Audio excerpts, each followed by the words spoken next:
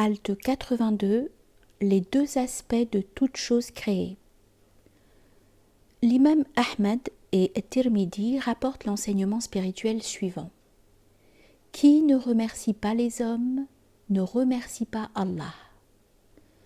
Par ces paroles, le prophète, qu'Allah répande sur lui la bénédiction unitive et la paix, veut dire que celui qui ne remercie pas les hommes, dans la mesure où il les conçoit et se les imagine au point de vue de l'altérité et de la dualité, persuadé que Dieu est totalement distinct et séparé d'eux, car résidant uniquement dans le ciel ou au-dessus du trône, celui-là ne remercie pas Dieu parce qu'il ne le connaît pas.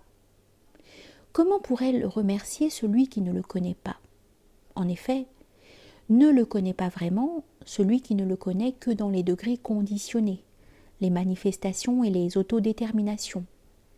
Les hommes et l'ensemble des créatures, les causes secondes et les intermédiaires sont ces supports de manifestation, ces autodéterminations, ces attributions et aspects relatifs, du fait qu'ils sont les effets de ces noms et attributs, ou plutôt qu'ils sont ces attributs eux-mêmes.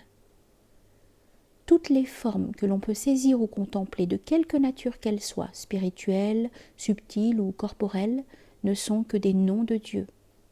Elles sont des idées pures qui se combinent pour former une structure complexe, produisant une forme sensible.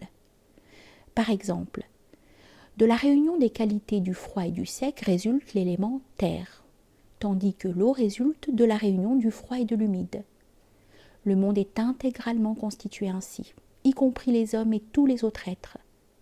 De la connexion entre le discours divin, l'adventicité et l'ordre existenciateur résultent ces idées pures devenant des structures complexes et produisant finalement les formes sensibles.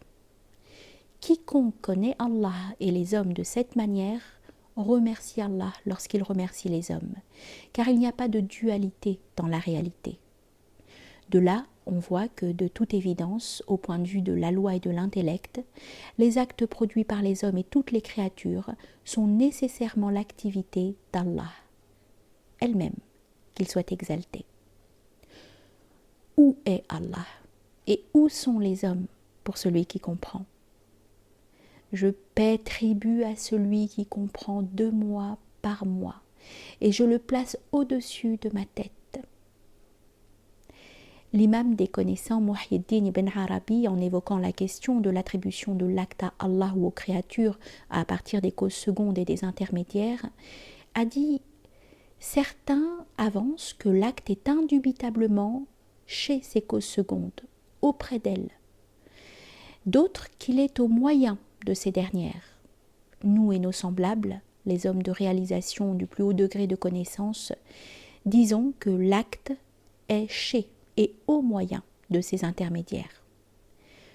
On explique ce qui précède par le fait que chaque chose a 2 aspects. L'un est tourné vers Dieu, il est identique à Dieu sous ce rapport. C'est le Seigneur permanent de cette chose dont parle le verset coranique « Tout ce qui est sur elle est s'éteignant ».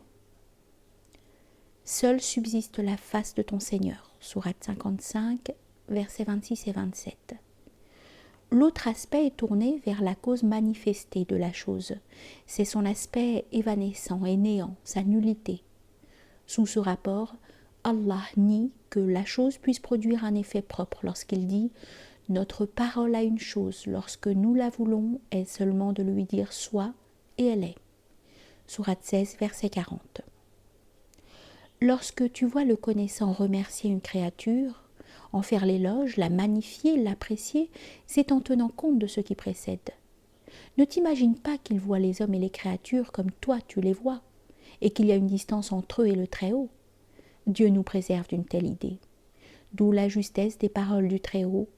Et où que vous vous tourniez, là est la face d'Allah. Sourate 2, verset 115. Et il est avec vous où que vous soyez. Sourate 56, verset 4. Et nous sommes plus proches de lui que sa veine jugulaire. Sourate 50, verset 16. Connais donc la vérité et méfie-toi de l'erreur. Que la paix soit sur toi.